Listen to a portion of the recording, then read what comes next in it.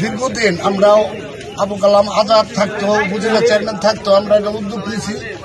এখন আমাদের এই এলাকার জনতা যারা আছে তারা আমরাও অতিষ্ঠ হয়ে গেছি, এবং আমাদের যে পোলাপান ছাত্র যারা আছে তারাও আপনার এটার লিপ্ত হয়ে গেছে, তারা এটা নষ্ট হচ্ছে। এই কারণে আমরা আজকে এই মাদক সহকারে তাদের বাড়ি থেকে পাইছি, অনেক লোক আছে আরো পলায় গেছে। এখন আমরা এটার প্রতিবাদ করছি, এবং আমাদের যে আইন শৃঙ্খলা আছে তারাও আমাদের সাথে সহযোগিতা করবে। আমাদের যে এমপি সাহেব আছে, এমপি সাহেবের কাছে আমরা এই অভিজ্ঞত আছে, এবং আমরা ফোনের কথা কইছি। আমরা যারা আছি সবাই একমত, এবং আমরা সবাই এই অত্র এলাকার যুব সমাজ একেবারে ধ্বংস হয়ে যাচ্ছে। যুবকরা ছাত্র সহ লেখাপড়া বাদ দিয়ে মাদকের দিকে আসক্ত হয়ে গেছেন।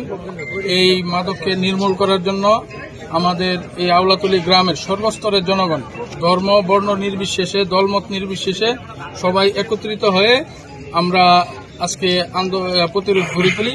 সেই প্রতিরোধ লক্ষ্যে আমরা এই অত্র এলাকা থেকে মাদকের যে ব্যবসায়ী তার বাড়িঘর আমরা নির্মূল করে দেই। আমরা এই নির্মূল করে দেওয়ার মাধ্যমে সর্বস্তরের জনগণ আমরা একত্রিত হয়ে এই কাজটি আজকে পরিচালনা করি। এই জন্য মাদককে সকলেই না বলুন, মাদক সকলেই না বলুন।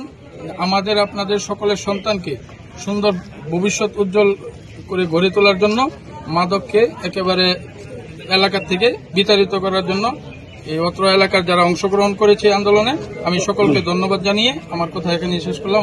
আমার ছেলে পারভেজ, ছেলে, দুই মেয়ে, তার ওয়াইফ, তার মামা মাদক বিক্রি করতে দেয়। এখানে তারা এলাকার এরকম পরিবেশ সৃষ্টি করেছে, স্কুলের ছাত্রদেরকে সহকারী এরা মাদক বিক্রির সাথে জড়িত করে ফেলেছে, এবং খাওয়ানোর সাথে যুক্ত করেছে।